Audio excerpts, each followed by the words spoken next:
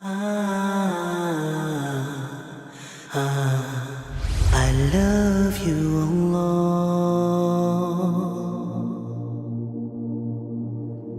Ibrahim alayhi salam receives a command that he has to take his wife Hajar and his only newborn son Ismail alayhi salam into the middle of a desert, which we now know is Makkah.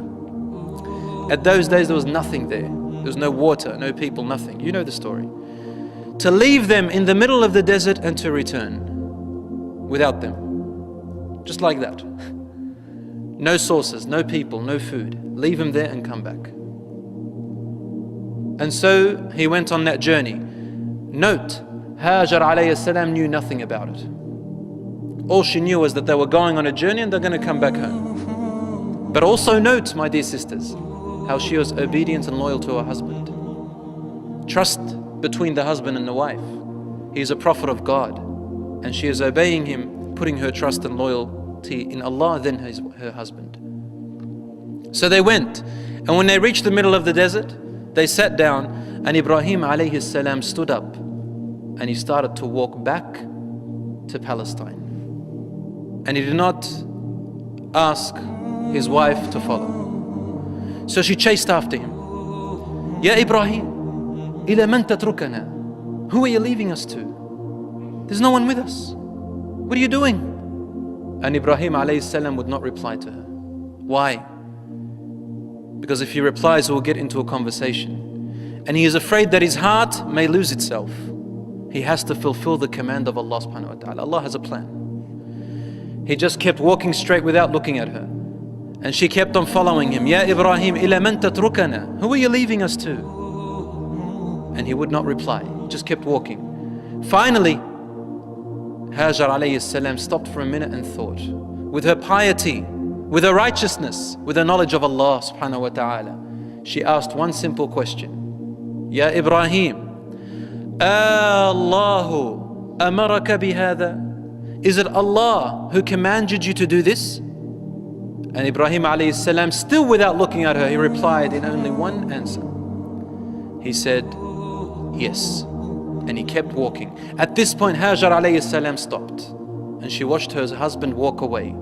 She calmed down and she said the following words. إِذَنْ لَنْ يُضَيِّعَنَ اللَّهِ. Therefore, Allah will not let us go. Allah will not lose us. Allahu Akbar. And I want you to put yourself in that position. To us it's an imagination, it's just a story. But imagine you are really there, and it is you, the woman who her husband is commanded to leave her right there, in the middle of nowhere. In the middle of nowhere. There are obviously many men who can't even do what Hajar alayhi salam did. Which man can do that? We are talking about women. Which man can do that? She had the power of 100 men at that time, at heart. She said, إِذَنْ لَن يُضَيِّعَنَ اللَّهِ. Allah will not lose us. Such reliance upon Allah subhanahu wa ta'ala. Why would she not be one of those of paradise? This is a perfect example of her. إِذَنْ لَن يُضَيِّعَنَ اللَّهِ. Allah will not lose us.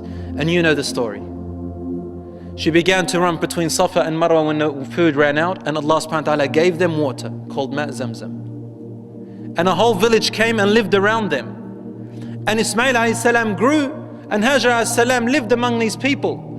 And Allah subhanahu wa ta'ala willed it for them not only to be looked after, but to also grow a whole city, a new tribe, which never existed before.